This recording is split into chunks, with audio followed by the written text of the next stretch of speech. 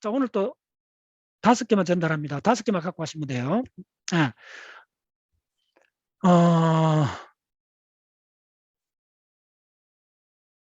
좋아요. 뭐부터 하느냐 하면, 첫 번째 여러분들이 이 핵물리학에 들어갈 때 확연하게 딱 불거지는 게 딱 하나 있습니다. 그것만 정해가지고, 그러니까 오늘 강의 다 놓쳐도 1번만 기억하시면 돼요. 간단합니다. 매직 넘버. 마법의 수입니다. 요것만 기억하십니다. 요 앞에 뭐가 들어가느냐 하면,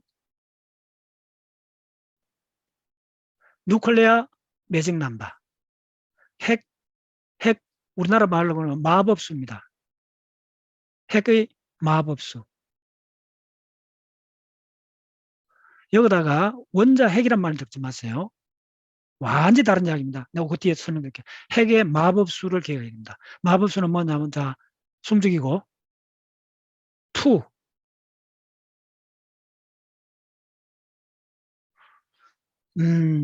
자, 핵의 마법수를 하기 전에, 요거에 1번은 순서가 있습니다. 핵의 마법수 중에 먼저 주기율표에 매직 넘버.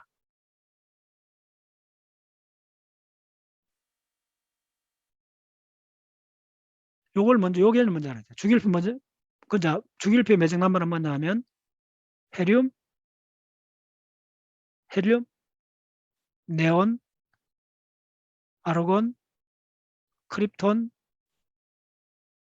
제논, 라돈. 오케이. 자, 요 매직 넘버가 뭐냐면, 요게 매직 넘버가 2, 10, 18, 36, 54, 86. 굿. 요게 매직 넘버입니다. 2, 10, 18, 36, 54, 86. 이 숫자의 비밀. 매직 넘버는 뭐냐면, 원자 핵이 있다면, 이때는 핵입니다. 원자 핵에서 요 전자가 2개 돌아가잖아요. 2개. 네온은 요것서 1궤도에 1에서 궤도에 2개, 이렇게가 두 번째 셀에 8개가 들어요. 2개, 2개, 2개, 2개, 2개, 2개, 2개, 2개. 무슨 이야기를 하고 싶으냐 하면, 셀이 있다면 셀이 이제부터 이거 요건 10개고 18개 그렇게 해야 되잖아요. 다 그리게 시간 없으니까 내가 간단히 개념만 이야기할게요. 셀이 체각이 8개로 가득 찬다는 말입니다. 요런 걸 뭐라냐면, 요렇게 셀이 이렇게 있다면 이쯤 하면 다 그릴 수 없으니까 개념만 말씀드립니다. 자, 이렇게 셀이 있을 거 아닙니까? 요렇게 된 요걸 양파 껍질 요걸 셀이라 그래요. 셀에 모두 전자가 가득 차 있다는 거예요. 들어가는 양자 방에 전자 가득 차 있는 요걸, 요렇게 가득 찬 걸 뭐라 하는, 이 기체를 불활성 기체라 그래요. 불활성 기체는 뭐냐 하면, 다른 원소와 결합을 하지 않는다는 말입니다. 간단히 말씀드리면. 그래서 노블 가스라고 합니다. 이걸 뭐냐면, 이걸 뭐죠? 노블이 갑자기 기억나요. 이 귀족이란 말인데, 고고하다는 말이에요. 다른 거하고 타협하지 않고 자기 혼자 이걸 다른 말로 완전하다 그래요. 다른 거 필요 없다는 거예요. 야들 혼자 그냥 존재한다는 거예요. 그 말이 뭐냐 하면, 잡으세요. 그럼 이 수소는, 그렇게 중요한 수소는 뭐야? 수소는 완전하지 않아요. 완전하지 않기 때문에 수소는 전자가 하나잖아요. 그러면 전자가 2개 되기 위해 갖고 이렇게 해서 공유결합을 하는 거예요. 그래서 수소 기체는 이게 전부 다 기체입니다. 이 기체들은 원자 하나가 이렇게 안 적습니다. 원자 하나가 그냥 기체입니다. 놀랍죠? 수소는 반드시 기체가 되려면 원자가, 수소하고 수소가 결합을 해야 돼요. 야들은 그렇지 않다는 거예요. H2하고 H2가 결합해갖고 기체가 된 게 아니고, 야도 각자 왕이라는 거예요. 다 필요 없다는 거예요. 내 혼자 잘 살아간다는 거예요. 왜 그러냐면 야들은 껍질 구조가 완전히 닫힌 구조예요. 그래서 이걸 뭐냐면 closed cell. 예, 닫힌 껍질이라 그래요. 닫힌 껍질은 문을 안 열어요. 그래서 야들은 기체면, 우리가 생각하는 기체면 분자잖아요. 자, 요 개념, 요건 기체면 우리가 초등학교 때 분자라는 걸 알아요. 기체 분자를 하는데, 근데 이 분자를 쓸 때 수소는 H2를 쓰는데 왜 아르곤은 이렇게 2를 안 쓰느냐 이거예요. 2개 안 쓰느냐 이거예요. 아르곤 원자 하나가 많이 모여갖고 그냥 기체 상태로 있는 거예요. 결합을 안 해도 된다는 거예요, 야들은. 일단 그렇게 생각하세요. 그래서 이게 마법이 있습니다. 고귀하다는 말입니다. 그래서 고귀한 기체. 뭐 이게 무슨 좀 이런 말하면 뭐 이런 말이 맞나 이러지 뭐 그렇게 따지면 그만큼 도도하다는 거예요. 그 말은 뭐냐면 혼자 어떤 다른 원소하고도 결합을 하지 않아요. 예. 일단 뭐 단순하게 얘기하면 그렇습니다. 지금은 제논이나 라돈 같은 경우는 특수한 조건을 하면 몇 가지 화합물을 만드는 게 이제 발견되긴 해요. 그건 이제 극단적인 상황이고 일반적으로 야들은 자연 상태 그냥 내버려두면 2개 결합을 안 해요. 그냥 혼자 그냥 분자로 돼 있어요. 왜 그러냐면 다른 하고 화학작용을 안 하기 때문에 그래요. 그런데 왜 이게 중요하냐면 이 마법수가 이게 바로 전자가 원자 핵 주위로 몇 개씩 배치하고 있는가, 2개 배치, 10개 배치, 이렇게 배치한 요 숫자거든요. 그러면 잘 들으세요. 어떤 특별한 마법의 수가 어떤 원자 시스템 발견이 됐다는 말은 껍질 구조가 있다 이 말입니다. 그리고 껍질 구조가 완성될 수도 있고 없어도 껍질 구조가 있을 수 있다는 요게 핵심입니다. 자, 이게 왜 중요해지느냐 하면 원자 핵을 이해하려고 했을 때 이 개념이 결정적으로 중요하다는 걸 과학자들이 알게 된 거예요. 원자 핵을 한번 봅시다. 자, 우라늄을 예를 들어 줄게요. 우라늄이 92번이잖아요. 원래 할 때도 질량수 91을 이렇게 적습니다. 그러면 여기에 뭐 140 한 개인가 뭐 이렇게 되는 중성자가 있어요. 이 양성자가 92개예요. 자, 그러면 이렇게 생각해 보세요. 양성자가 92개나 있고 양성자는 이렇게 앞으로 이렇게 까맣게 칠할게요. 중성자는 그냥 색 없는 거 다 알죠. 중성의 양성자. 요렇게 안을 색깔로 칠하면 양성자를 하고 동그라미 그는 중성자를 합시다. 그러면 중성자도 140개쯤 되고 양성자가 92개인 이 시스템을 이게 어떻게 되어 있는가를 알고 싶은 거예요. 이렇게 많으면 아니 뭐 고슴도치도 10마리 많으면 저 부조가 생길 건데 이게 250 235개의 혹은 238개의 입자가 모인 거예요. 중성자 양성 모였으면 자, 요건 저 얼굴 좀 보고 갑시다. 워낙 좀 요걸 정확히 이해해야 여러분들이 핵물리학으로 들어갈 수 있어요. 자, 보세요. 닐스 보아부터 지난 시간에 이제 전화번호 이야기 다 따라왔죠. 그 이야기 핵심 뭐냐 하면요. 그 이야기는 직관적이요. 자, J.J. 톰슨이나 저 라드포드하고 닐스 보아하고 저 스루딩거의 원자 모델이 뭡니까? 기본적으로 태양계 모델이잖아요. 가운데 뭐가 있고 단단한 핵이 있고 둘레로 쪼매는 좁쌀 많은 게 돌아간다. 이거잖아요. 그럼 이거는 물리학적으로 보면 어떻게 되느냐 하면 가운데 중심 핵이 있고 하나인 거예요. 중심 핵은 하나로 보는 거예요. 그냥 일단 처음에 양성자 하나를 봤으니까 그리고 돌아가는 이걸 했어요. 그러면 그렇게 원궤도니까 계산이 간단한 거예요. 이걸 원바디 프로그램이라 그래요. 중심맥 하나고 이걸 원 포텐셜이라고 그래요. 이 책이 탁월한 게 다른 데서는 그걸 강조 안 하는데 차동우 교수님은 이걸 진짜 명확하게 전달해요. 그래서 이 책이 참 이건 대단하다 이렇게 뭐냐면 이 양성자 하나의 포텐셜이에요. 수소 원장. 그래서 이걸 원 포텐셜이라고 그래요. 그런데 우라늄만 되면 양성자가 몇 개입니까? 99개잖아요. 중성자가 140개가 넘잖아요. 그러면 이 양성자 한 개만 있어도 포텐셜이 하나가 있는데 92개 양성자 있으면 쿨롱 포텐셜이 이렇게 돼 있잖아요. 이런 게 92개 있고 중성자도 모르겠는데 중성자도 뭐 있을 것 같고 그러면 이 전체를 수학적으로 어떻게 달아야 되느냐 이거예요. 그래서 그 닐스 보아부터 해갖고 1930년대까지 양자혁명 1단계를 끝나잖아요. 그래서 수소는 끝났어요. 헬륨 이렇게 조금 하다가 이제 힘들어 갖고 뭐 이제 그랬는데 수소는 완전히 해갖고 주기율표가 만들어졌어요. 그게 다 끝났어요. 그런데 원자핵은 그 후 30년 동안 공략을 못했어요. 원자핵을 어떻게 양자역학적으로 수학적으로 접근해야 되는지 감을 못 잡았다는 겁니다. 그러다가 드디어 1930년도부터 지금 이 이론을 했던 메이어라는 사람이 노벨상을 1960년도 중반에 받습니다. 64년인가 받아요. 그리고 30년 동안은 암흑기입니다. 간단히 말씀드리면 무슨 암흑기냐면 원자핵주로 전자의 배치나 뭐 파울리 메탈 온갖 것이 다 밝혀졌는데 원자핵은 정작 모른다는 거예요. 됐나요? 그럼 원자핵을 왜 접근하기 어려운가? 그걸 이야기하는 게 핵물리학에 들어간 첫 번째 관문입니다. 이거는 매니바디 프로블렘에 가깝다는 겁니다. 안에 양성자가 90개가 넘으니까 이 포텐셜을 어떻게 계산을 해야 되는가가 도저히 엄두가 안 난 거예요. 학자들이. 그래갖고 계속 고민하고 암죽하다가 이론가들이 이제 답답하면 어떻게 하는 줄 알아요? 실험실 주기를 어쩌고 실험학자들이 뭐 했는 결과가 없는 거 기웃거려요. 그런데 1930년부터 핵물리학에 많은 이제 뭐 그때 이제 가속기 초기 단계도 뭔가 시작됐잖아요.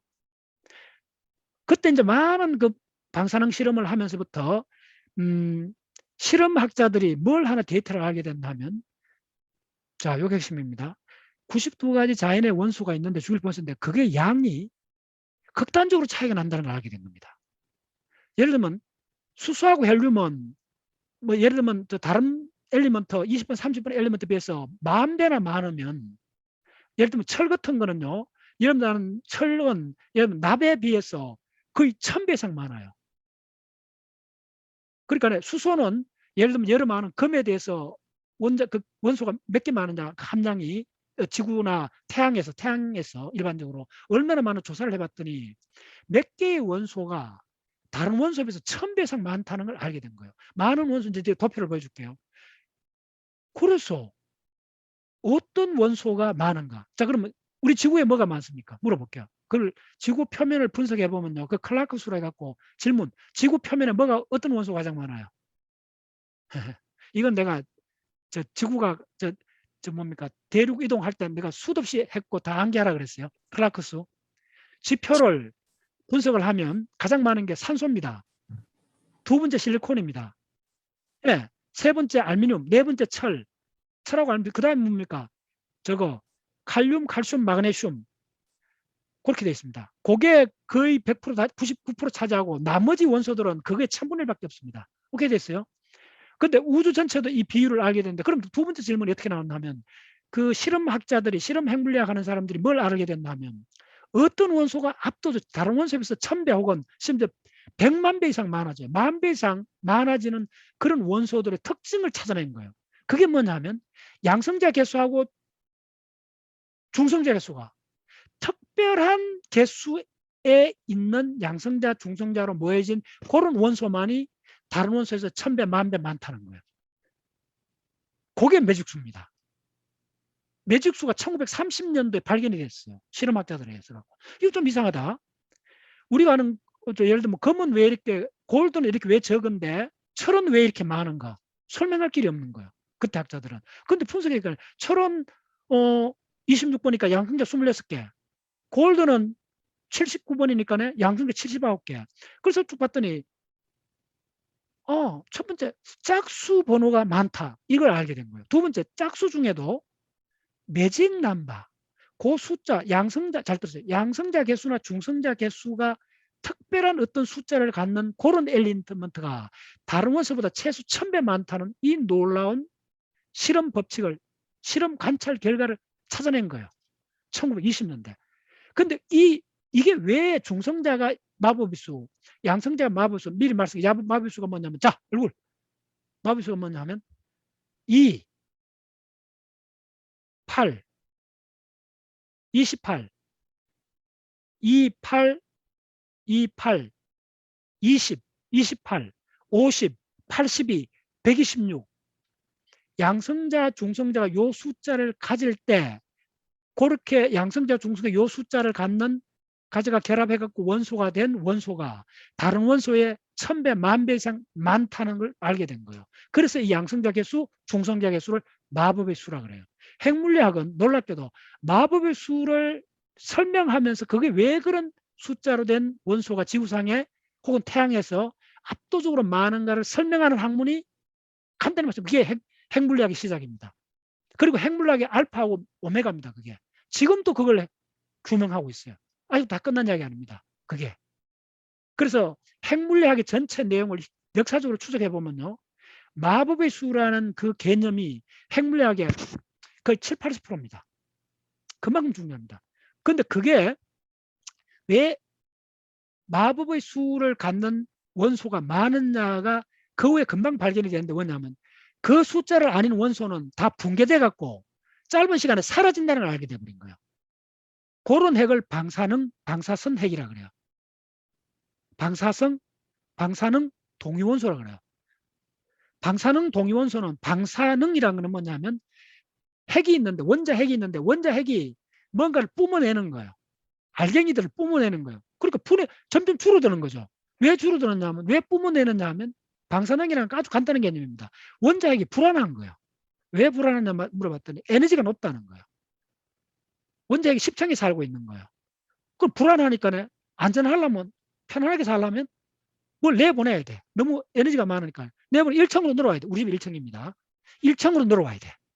그거 편안하잖아, 내가. 굉장히 편안합니다. 어떤 데 또 화날 때도 많지만은 굉장히 편해요. 최근 몇 년 동안 편해요. 뭐 코로나 때 편하다 하면 그 좋은 이야기, 그렇게 염치 없는 이야기인데, 내가 좋아하는 우리 회원들이 있기 때문에 마음 편안해요. 굉장히 좋아요.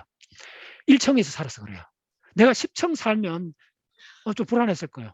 비유하자면 그렇습니다. 원자핵이 그렇다는 거예요. 그럼 1층으로 늘어오고 싶다는 거예요. 그러면 몸무게를 가볍게 해야 늘어온다는 거예요. 1층은 가벼운 사람이 살아요. 특히 마음이 가벼운 사람들. 네, 마음이 편안한 사람들이 살아요. 그러면 10층에서 50층에서 아이고 힘들어. 그러면 뭐 뿜어내야 되는 거예요. 뱉어내야 돼요. 토해내야 돼요. 그 토해내고 뱉어내는 게 능력입니다. 그걸 방사능이라 그래요. 그러면 뱉어내고 토해내는 게 어떤 형태를 하면 우산살처럼 쫙 뭐가 나가는 거예요. 그걸 선으로 나가는 거예요. 그걸 방사선이라 그래요. 오케이? 방사선을 분출해가 내보낼 수 있는 능력을 방사능이라 그래요. 오케이. 전부 다 핵에서 나온 이야기입니다. 방사능은 전자하고 관련이 있지만은 기원은 전자가 아닙니다. 뒤에 설명드릴게요. 방사능은 기원이 오롯이 핵입니다. 근데 왜 핵에서 방사능이 우산살같이 막 쫙 뿜어져 나오느냐? 이 토해내느냐? 불안해서 그런 거예요. 안정되지 않아서 그런 거예요. 그래서 안정되지 않기 때문에 야들은 빨리 벗어나고 싶은 거예요. 뱉어내고 싶은 거예요. 뭘? 자, 내가 3개를 뱉어내는데 뱉어내는 게 딱 3가지밖에 없다는 걸 알면 방사능 다 이해합니다. 자, 뱉어낼게요. 자, 제 얼굴 보세요. 원자 핵이 몸무게가 무거워요. 뱉어내야 돼요. 뱉어내는 게 딱 3가지밖에 없어요. 뱉어내는 능력을 방사능이라 그러고, 능숙하다는 능자 씁니다. 뱉어낼 때 나오는 게 뭐라 총알처럼 튀어나오기 때문에 선을 그리면서 나오기 때문에 방사선이랍니다. 그 선자가 우산살 선자입니다. 내가 만든 말이에요. 정말 우산살처럼 푹 나가는 거예요. 자, 보세요. 푹 나가는 거예요. 자, 내가 나가는 건 딱 3종류의 알갱이를 내보내는 겁니다. 저 얼굴 보세요. 지금부터 3종류 알갱이를 톡 튕겨낼게요. 내 입으로 조금. 자, 보세요. 저 입 보세요. 처음에 톡 하고 내 붙었어요. 뭐 붙은 줄 알아요? 예, 포도씨 붙었어요. 포도씨. 아니야. 그 옛날에 CO2 할 때, 이것도 CO2라고 하네요, 저 사람이. CO2가 아니고, 지금은 포도씨가 뭐냐면 따랐어요. 전자. 쪼매하잖아. 팍! 붙었어. 좀 그런 건, 나이 든 사람이 이런 자세하면 톡! 붙었어요. 톡! 자, 전자를 내보냅니다. 톡! 내보니까네, 따발총처럼, 총알총 다다다 나가니까네, 옆에서 보면 뭐겠죠? 비가 또 쑥쑥 떨어지니까 선으로 보이겠죠? 그걸 방사선이라 그래요. 이렇게 설명한 사람 봤어요? 이렇게 설명 안 하기 때문에 여러분 5개념을 갖고 있는 겁니다. 자, 2번째 내뱉습니다. 자, 저 보세요. 또 내뱉었어요. 2번째 내뱉은 거는 이번에도 포도씨를 내뱉었어요. 그러면 앞에도 포도씨고 이 포도씨도 같은 거 아니냐 하면 이 포도는 색깔이 있어요.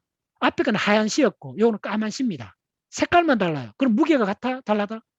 같아요. 뭐만 다르냐? 전기만 달라요. 전하량만. 요걸 뭐라 하면 양전자, 포지토론이라고 그래요. 됐죠? 자, 세 번째. 저 보세요. 저 얼굴. 제가 복숭아를 좋아해요. 복숭아를, 자, 이건 비교. 복숭아를 그 수밀도, 그 달콤한 그 수밀도를 쭉, 저는 복숭아 좋아하니까 쭉 빨아먹습니다. 먹고 씨가 이만하잖아요. 자, 얼굴 보세요. 뱉어냅니다. 팍! 이만한 덩어리 나가요.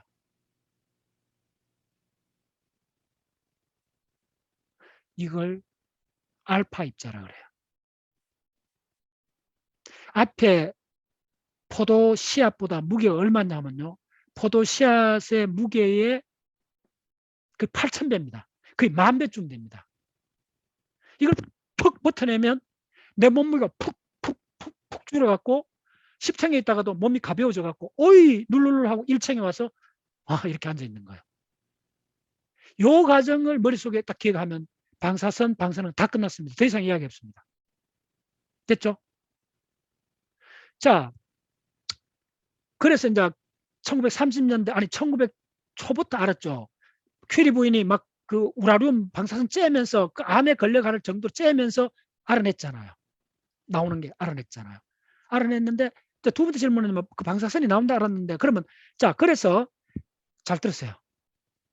우주에 이렇게 핵이 누클레어스가 흥분해갖고 몸무게 무거워갖고 불안한 누클레어스가 몇 종류가 있을까요? 질문. 내가 이거 알아맞추는 사람한테 선물 하나 해줄게요. 자, 그럼 간단히 계산하면, 우주에는 주기율표 원소 92가지지. 92가지의 핵이 있으니까네. 그 불안한 핵은 뭐 한 70개 되나? 30개 되나? 이런 대답해 보세요. 굉장히 중요한 개념입니다. 오늘 요거만 딱 하면 강의 50% 따라온 겁니다. 불안한 핵을 이야기했어요. 근데 우리가 핵이라는 거는 원자 핵이잖아요. 원자 핵이 몇 가지요? 92가지잖아요. 저 얼굴 보세요. 다른 거 보지 말고 저 얼굴 보세요. 갤러리 해가 우리 회원들 얼마나 집중하나 보여드릴게요. 요 사실만 딱 알고 나면 여러분들 개념이 확 깨져야 돼요. 그리고 이 핵물리학이 도대체 무슨 학문인가를 요거만 딱 들으면 무슨 학문인지 금방 알아요. 이야기 드릴게요. 내가 지금 질문을 뭘 했냐면 핵이 불안했다. 그래서 몸무게를 가벼워지기 위해서 불안하다는 건 에너지가 크다는 말이고, 에너지가 크다는 건 질량이 많다는 거고, 질량이 많다는 말은 그러면 수명을 그러면 안전하게 늘어와야 된다는 거예요. 그걸 자발적 붕괴라 해서 방사선 붕괴라 그래요. 그러면 뱉어낸다 그랬죠. 그럼 안전하게 돼요. 그러면 안전한 핵이 있고 불안한 핵이 있어요. 불안한 핵은 수명이 짧아요. 어쨌든 불안한 핵, 이건 방사선 핵이에요. 안전한 핵 맞죠? 산소 28에 16, 16번 질량 16번 산소, 12번 카본, 이거는 forever, 영원히 안전합니다. 수명이 영원히 된 핵설도 있어요. 그럼 안전한 핵, 불안한 핵인데 우주에 불안한 핵이 몇 개 있느냐 이거예요. 몇 종류가 있느냐, 핵종이라 그래요. 아마 처음 들어보죠, 여러분들. 이 지식 하나는 100만 원짜리 지식입니다. 이 지식을 아는 순간 핵물리학이 뭘 다루는 학문인지 알 겁니다. 몇 개냐 하면 주기율표 핵은 92종류밖에 없어요. 간단히 말씀드리면. 기껏해야 인공핵 만들어내는데 한 10개밖에 못 만들었어요. 그거 다 해봤자 100개밖에 안 돼요. 그런데 지금 우주에는 불안한 핵의 종류가 몇 개냐 하면 3,000개. 지금 뭔 말인지 이렇게 뚱 하고 있는 사람들은 이게 지금 이게 어느 달이 끓는지 지금 모르고 있어 그런 거예요. 이만한 다이아몬드를 탁 짚어줬는데 이 다이아몬드가 뭐지 이렇게 묻는 거하고 똑같아요. 이게 무슨 말인지 알아요? 핵의 종류가 3,000종이고 지금 3,000종의 핵 중에 안전한 핵, 방사선 붕괴를 다 끝내고 안전한 핵, 혹은 원래 안전했던 핵, 안전한 핵이 몇 종류냐 하면요. 지금 연구되고 정확하게 몇 종류 하면 260종류, 300종류가 안전한 핵으로 분류하고 있습니다. 그 안전한 300종류 핵 중에 우리가 지금 주기율표 배우는 것은 90종류 핵입니다.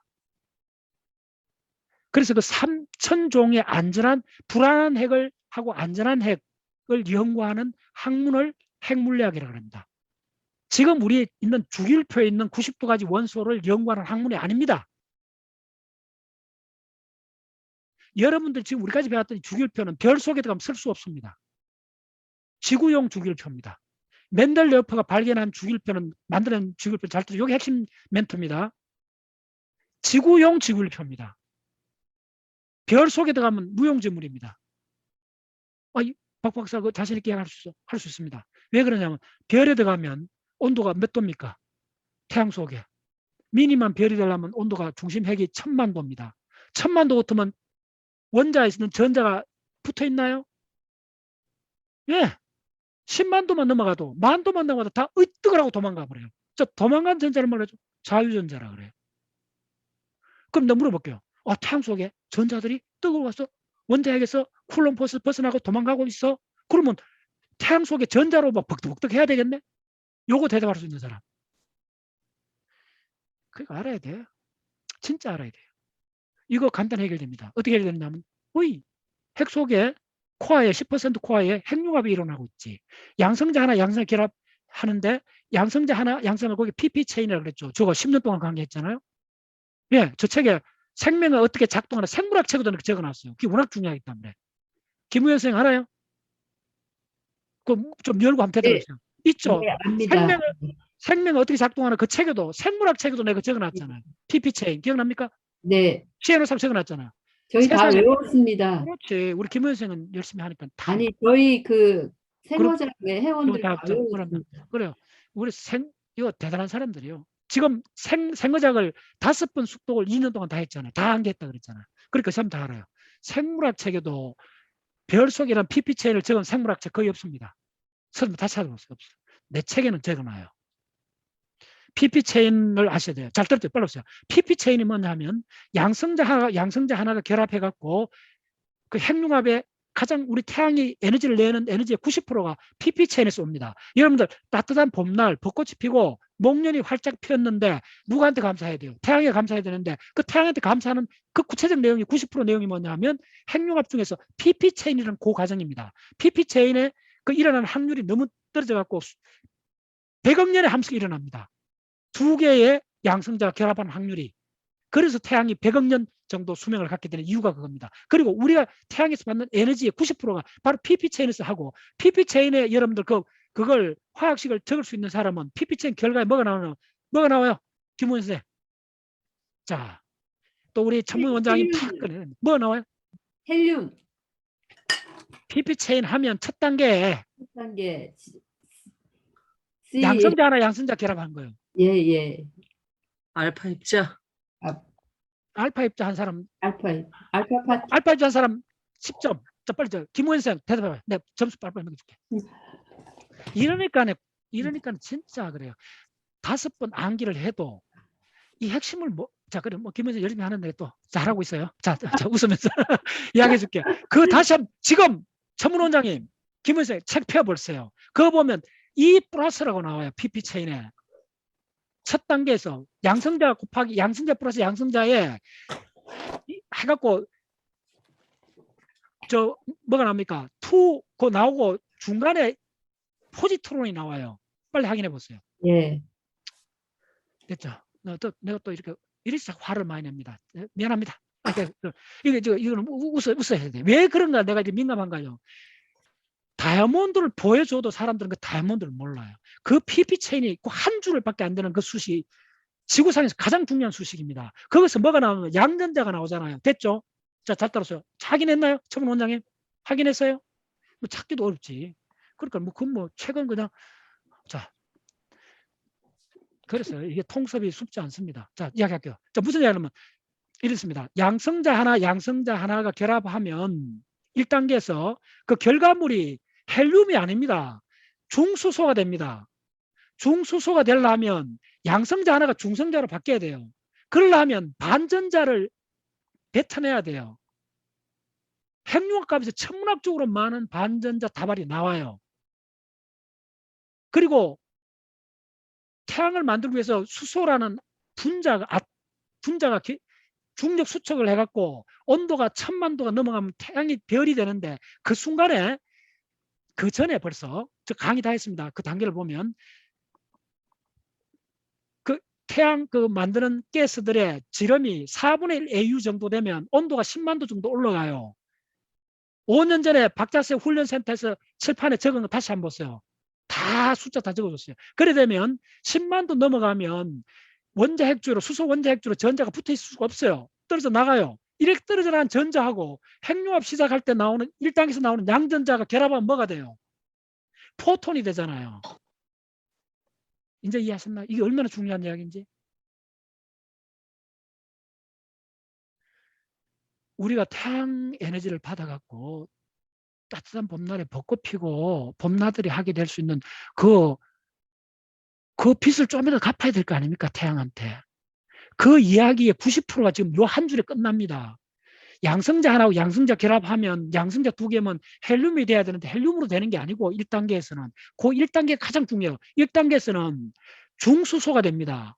중수소가 된다는 건 헬륨 양성자 하나하고 중성자가 돼요. 그러면 양성자 하나가 중성자로 바뀌어야 돼요.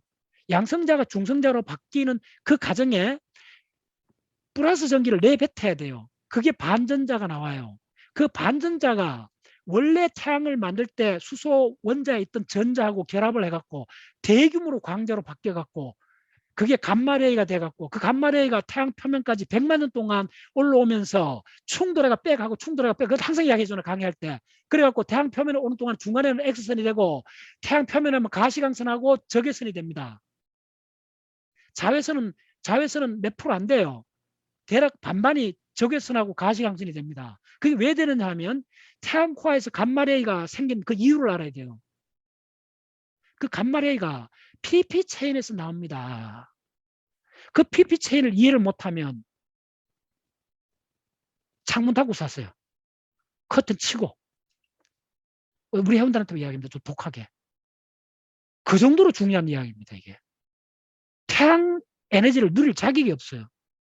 진짜 좀 독하게 이야기하면. 그 PP 체인에서 태양 에너지 90%가 만들어지고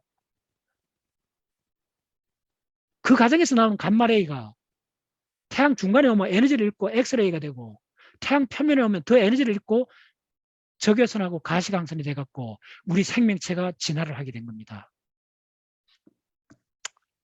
100년, 10년 강의해도 핵심을 그리 못 따라오니까.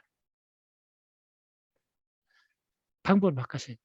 자, 오케이. 나 또 이렇게 안 하려고 그랬는데. 자, 오케이. 자, 계속하겠습니다. 김 선생님 좀 이제 이해하셨죠?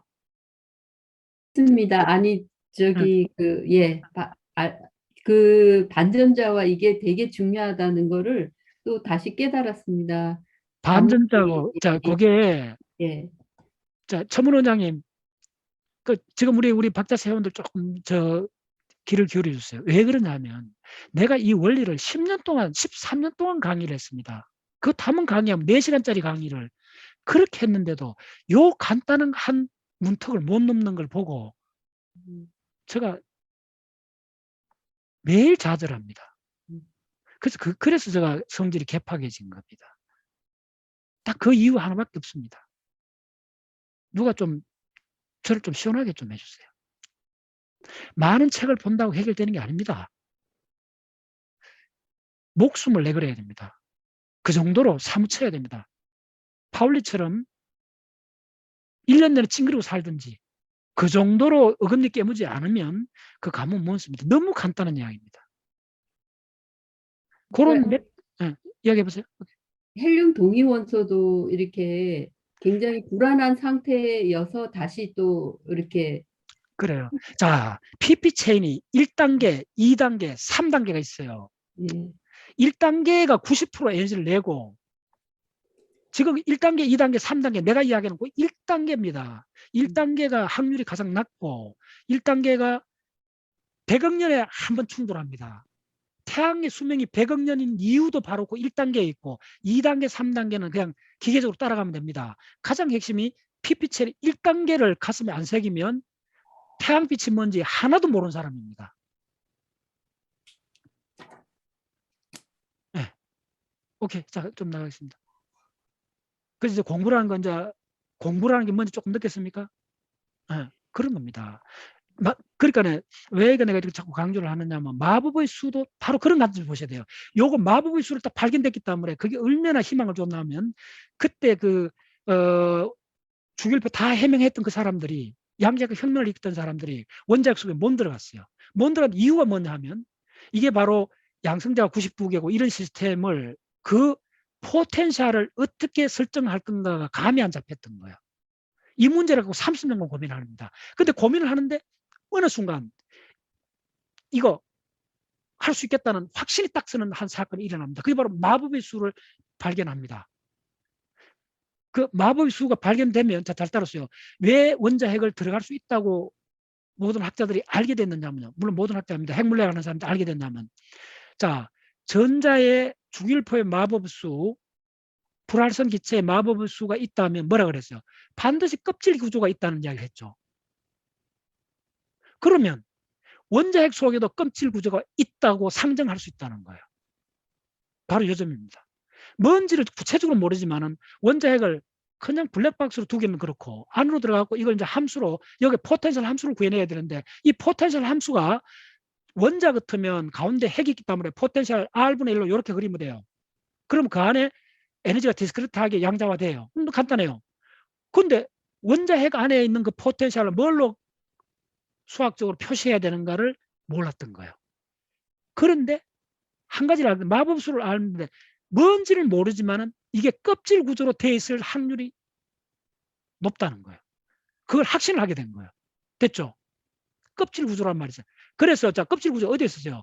엘게도 저 뭡니까? 1S, 2S, 2P, 3P 뭐 다 했잖아요. 그게 껍질 구조입니다. 그러면 원자핵에도 1S, 2S, 2P, 3P 이런 식으로 설정을 해갖고 접근할 수 있겠네, 껍질 구조로. 이 착상이 바로 하나의 학문을 만들어버립니다. 핵물리학이라는 거. 자, 내가 왜 이걸 길게 설명드리냐? 지금 태양 이야기 했을 때도 여러분들 많은 걸 아는 게 아닙니다. 핵심을 놓치기 때문에 그래요, 여러분들이. 자, 우리 태양 속에는 PP 체인이 있고, 그 다음에 3알파 플러스 있고, CNO 사이클 있고, 다 복잡한 거 다 했잖아요. 그거 다 할 필요 없습니다. 그 단계가 10단계도 넘는데 그 첫 번째 단계, 양성자 하나 결합하는 단계가 압도적으로 중요합니다. 그거 하나만 아시면 됩니다. 뭐에 실패해버렸나 하면 알아야 될 게 한 10개쯤 있으니까요. 그걸 균등하게 다 중요하다 생각했는데 그 3등에 빠져버린 겁니다. 알아야 될 사건은 딱 하나밖에 없습니다. 양성자 하나 결합하는 그 사건만 언제든지 안 헷갈리면 별이 어떻게 불타는가 좀 심하게 90% 다 알아버립니다. 그런데 그렇게 생각을 안 하는 거예요, 사람들이. 마찬가지로 지금 바로 그 모티브가 지금 원자핵에서 일어납니다. 마법의 수가 발견됐고 모든 그쪽에 하는 사람들이, 특히 마이라는 여자과학자, 옌젠이라는 이 두 사람이 1964년 노벨상을 받는데 이 두 사람이 딱 주목했어요. 마법의 수가 발견이 됐다는 이 말은 원자핵의 포텐셜이 있고 그 포텐셜에 의해 갖고 껍질 구조가 나올 거다. 그래서 메이어가 먼저 상정했던 그 포텐셜이 뭐냐면 하모닉 오실레타라는 포텐셜을 상정을 했어요. 그래서 빨리 이야기할게요. 하모닉 오실레타는 에너지가 2분의 1 kx 자성, 스프링입니다. 2분의 1 kx 자성이라는 포텐셜을 해갖고 그걸 미분하면 포스가 나오고, 그거는 미케니컬의 아주 ABCD입니다. 그 가장 간단한 하모닉 오실레이터를 상정을 해갖고 하면 하모닉 오실레이터 2분의 1 kx 자성, 그걸 양자화하면 뭐가 되느냐 하면 그게 바로 하모닉 오실레이터가 되면서 빛을 설명하게 되는 포텐셜이 됩니다. 그렇게 되면 그때 에너지가 퀀타이즈 된 에너지는 등강적으로 퀀타이즈가 됩니다. 이것도 제가 10년 동안에 한 4-5번 강의했습니다. 다 뭔지 무슨 말인지 모를 거예요. 네.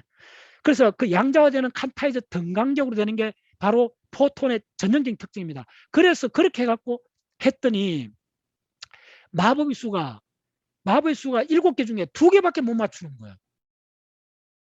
그래서 메이어가 좌절을 한 거예요. 그래서 고민을 딱 하다가 이 포텐셜, 포물선 포텐셜 2분의 1 kx 자성을 포기하고 뭘로 바꿨냐면 우저 섹선 두 사람 학자입니다. 그 사람들이 그 고안했던 포텐셜을 씁니다. 그 포텐셜이 뭐냐면 모자처럼 이렇게 된 포텐셜이에요. 아주 간단한, 우리나라 디귿자 있잖아요. 디귿자를 이렇게 세워놓은 같은 거. 이렇게 생긴 포텐셜이에요. 예, 사각 모자. 이렇게 되면서 포텐셜 가장 간단하죠. 이 포텐셜 상정해갖고 풀었어요.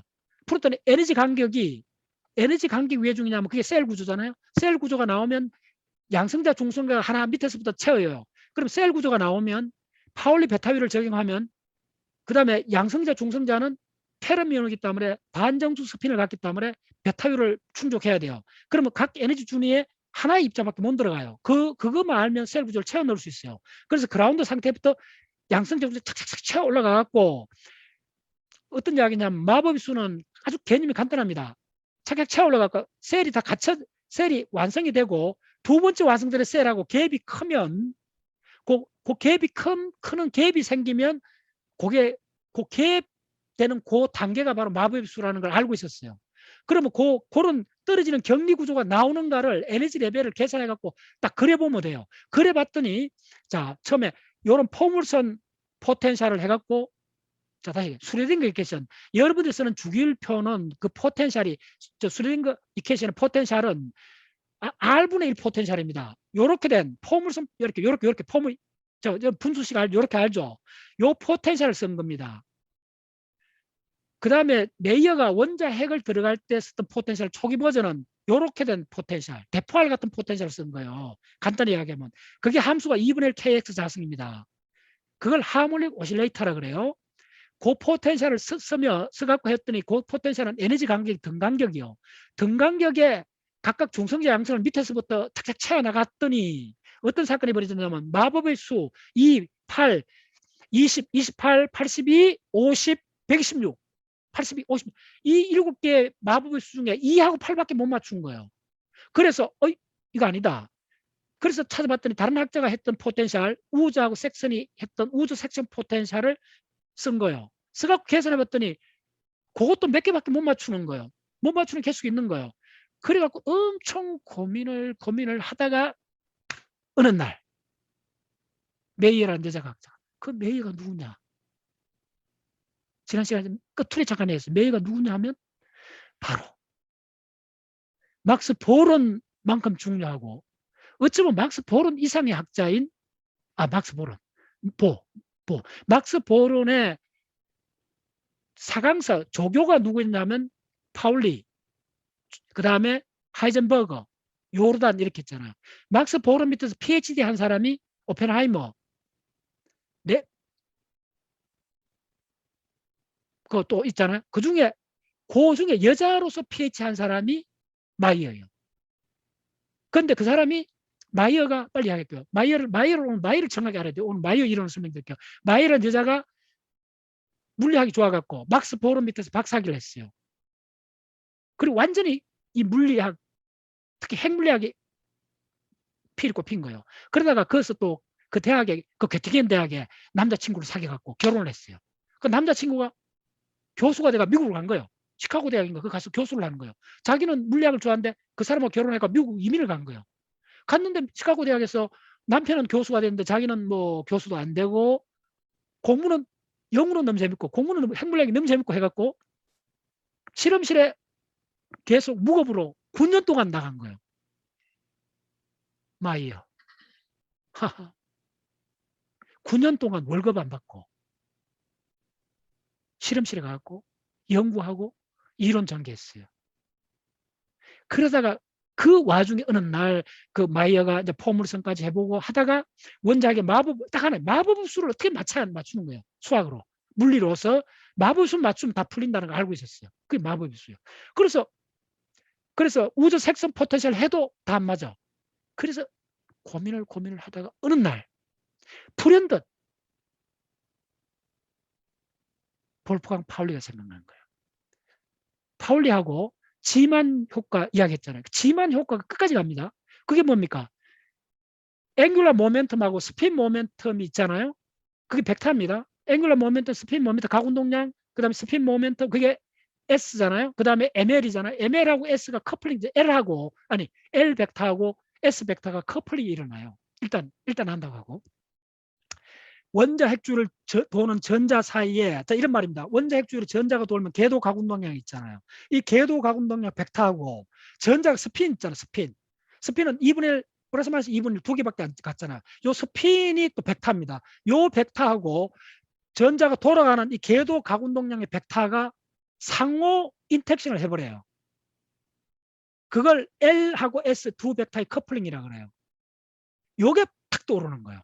무슨 말이냐면 자, 원자핵 속에 중성자를 일단 놔두고 양성자 따져봐도 양성자 플러스 전기를 띠잖아요. 전자하고 같아요. 질량만 달라요. 그 다음에 페르미온이요. 그러면 원자핵 속으로 전자가 아니 양성자가 막 이동을 한다면 가운동량이 있을 거고 또 양성자가 스핀을 갖고 있잖아요. 그러면 당연히 양성자도 스핀이 있고 가운동이 있고 자 중성자도 스핀이 있습니다.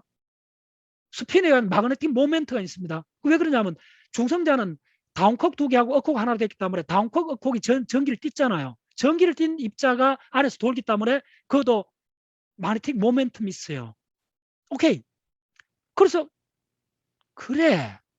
마법수를 못 맞춘 거는 아마도 포텐셜이 잘못된 게 아니고 거기다가 가운동량하고 스핀에 커플링하는 이 텀을 추가로 해줘야 된다. 홈런. 그 무급에 9년 동안 월급 한 푼 안 받고 실험실 부분을 다녔던 그 여자 과학자가 떠오른 그 착상이 곧장 그 이론 하나로 노벨상을 받습니다. 그리고 인류 역사는 바뀌어버립니다. 언제? 1930년도에 마법의수 발견되고 그 후 한 30년 세월을 보냈어요. 그리고 64년도에 1960년대에 노벨상을 받아요. 옌젠하고 마이어가. 그래서 특히 마이어가 옌젠하고 동일하게 같은 결론에 도달했는데 그걸 써갖고 마법의수를 써갖고 스핀하고 가운동량의 커플링을 텀을 집어넣었더니 에너지가 스플리트 돼요. 자, 지만 이펙트가 뭡니까? 원자 두위로 전자가 도는데 거기다 자석을 갖다 붙였더니 하나의 에너지가 2개, 4개, 5개 쫙 스플리트 됐잖아요. 요같이 에너지가 스플리트 되니까 에너지 궤도가 준위가 많이 생기는 거예요. 각각 들어가니까 생기는 거예요. 오케이. 자, 다 됐습니다. 지금부터 들어가겠습니다. 자, 기본 개념 다 해야겠습니다. 자, 그 결론.